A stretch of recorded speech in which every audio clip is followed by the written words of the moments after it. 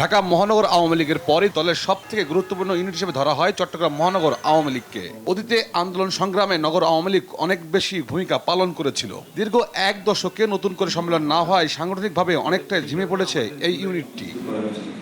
টানা 4 মেয়াদের ক্ষমতার দ্বন্দ্ব আর গ্রুপিংয়ে বেশি সময় পার করেছে বন্দরনগরের আওয়ামী লীগ। এখনো বাকি রয়েছে ইউনিট, ওয়ার্ড ও থানা কমিটি। বারবার ঘোষণা দিয়েও সম্মেলন না হওয়ায় হতাশ তৃণমূলের নেতাকর্মীরা। নেতারাও চান সম্মেলন। এগুলো রাজনীতির স্বীকৃত বিষয়, যেহেতু নেতৃত্ব এখানে আমাদের মধ্যে এমন কিছু নাই যেটা প্রতিহিংসামূলক। প্রতিযোগিতা আছে, কয়েকজন আছে, সবাই তার পেছনে হবে, সবাই পিছিয়ে যাবে না, সবাই তো আওয়ামী লীগের হাজার হাজার এখানে আমরা 70-71 জন লোক প্রতিযোগিতা আছে, প্রতিহিংসা।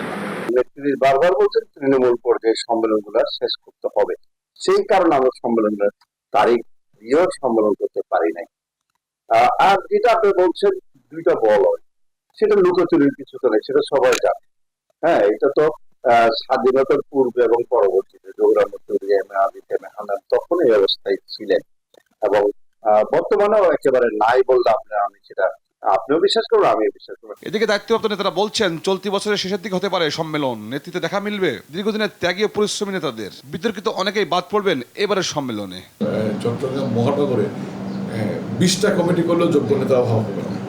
তো সেখানে মাননীয় নেত্রী সব দিক বিবেচনা করে তিনি একটি সদয় সিদ্ধান্ত নেবেন।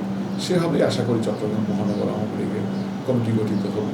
এইখানে রাজনীতিতে চট্টগ্রামে যারা দীর্ঘদিন আছেন, দীর্ঘদিন যারা পরিশ্রম করছেন, তাদের প্রতি একটা মূল্যায়ন তো মাননীয় নেত্রী করবেন এবং সেক্ষেত্রে মাননীয় নেত্রী বিভিন্নভাবে চট্টগ্রাম মহানগরের নেতৃবৃন্দকে বিভিন্ন সভাপতি, সাধারণ সম্পাদক ছাড়াও বিভিন্ন পদে দিয়েও মূল্যায়ন করেছেন। চট্টগ্রাম নগর আওয়ামী লীগের সর্বশেষ কমিটি গঠন হয় 2013 সালের 14 নভেম্বর।